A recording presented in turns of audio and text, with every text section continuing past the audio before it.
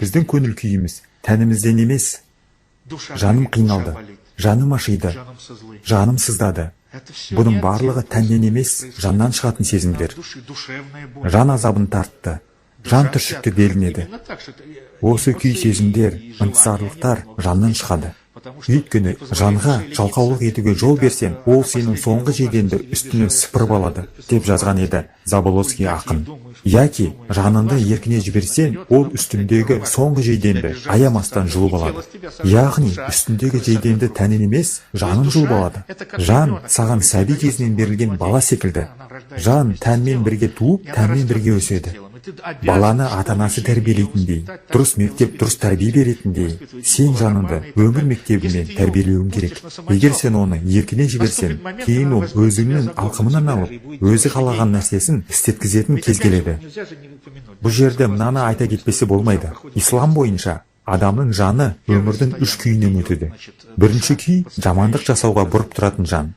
Нафси амара. Яғни, бастапқыда бала барлық ойыншықтарды өзіне тартады. Қайткенмен, адамдар жануарлар әлемінен шыққандықтан, сол жануарлық түйсіктер солай істеуге итермелейді. Маған, өзіме ғана дегендей. Егер адам өзін өзі тәрбиелемесе, бұдан басқа рухани ізденістің бар екендігін түсінбесе, басқалардан бәрін тартып алып, өзім ғана жеймін, ыдыстағы барлық алмаларды тістеліп тастаған бала секілді өмір сүру үшін туылмағанын түсінбесе, ол өмірін осы күйінде өткізеді. Өкінішке орай, көп адамдар өмірлерін осы күйінде өткізіп жатыр. Ал екінші күй ізденістегі жан. Яғни, өмірден мән іздеген, адамгершілік жайында ойланған көптеген адамдар осы санатқа жатады. Ізденістегі жанды иманды жан десе де болады. Өйткені ол ізденіс үстінде жүріп, түп санасында Алланы іздейді.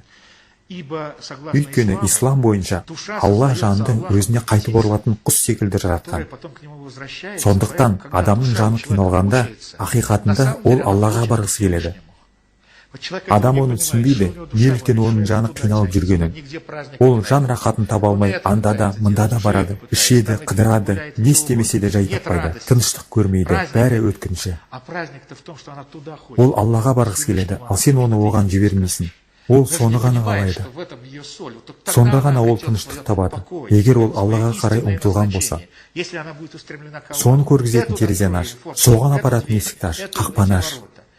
Енді о дүниеге жақсылықпен аттану үшін жанның үшінші күйі бар. Ол нәфси мутмаина, тыныштық тапқан жан. Ұлы ақын Ғабдулла Тоқай есімізде. Ол айтқан еді: Ей нәфси мутмаина, бар қайт өзінің тәңіріне. Оған бетінді бұр. Сіз молдаларға айтыңыз, көкірек толған Құран мен иман мен Құдайға құлшылық ететінімді. Тоқай осылай деген. Міне, нәфси мутмаина күйінде өмірден өткен Тоқай. Дүнияуи құштарлықтардан арылған жан. Аллаға қарай ұмтылысқа толы жан. Егер ол кісі осындай нәрселер жайында жазып, оны түсінген болса, Тоқай имансыз, Тоқай атеист болған дегендерге күлкім келеді. Тоқай сөзсіз осы күйде өмірден өткен. Сондықтан Алла Тағала өзінің рахымшылығынан айтады: жандарыңды өмір бойы осындай күйге дайындаңдар деп. Алайда о дүниеге аттанғанда, о жақта мәңгілік демалыс деген нәрсе жоқ. Егер біз ислам аса жасампаз дін десек, және ол бізге жасампаздықпен, ақылмен жақсылық жасау үшін, соған ұмтылу үшін қисынды жүйе береді. Болмысымыздың ғаламдағы кеңістіктегі координатын береді.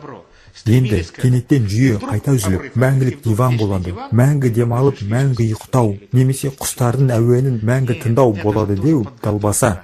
Жоқ, мына өмір дайындық емес пе? Өйткені бұл адамның көтерілетін кемелдік сатысы. Бір баспалдақтан кейін екіншісі, одан кейін үшіншісі, сөйтіп көтеріле бересің. Осы өмірден өткен соң, о дүниеде өмір жалғаса береді. Сондықтан да оны мәңгілік өмір дейді. Өмірдің мәні жерді қазуда, компьютерде отыруда ғана емес. Әрине, жердегі өмірдің мәні бұнда да бар. Алайда бір басталған адамның рухани өмірі ешқашан таусылмайды. Сондықтан о дүниеде саған жұмақ ретінде өсу, даму, жаңа өзгерістер, бағыт-бағдар беріледі. Сен о жақта да қандай да бір кедергілерді өткересің. Сөйтіп бара-бара кемелдене бересің. Кемелдікке ешқашан бір жолата жете алмайсың. Кемелдіктің мән мағынасы да осында. Бір сатыға көтерілген сайын, жоғары тұрған басқа бір сатының барын түсінесің. Егер сен жаныңды осыған ұмтылуға үйрете білсең, онда о жақта саған жеңіл болады. О дүниедегі осылай өткеру жеңілдігі, жасампаздық жеңілдігі жұмақ деп аталады.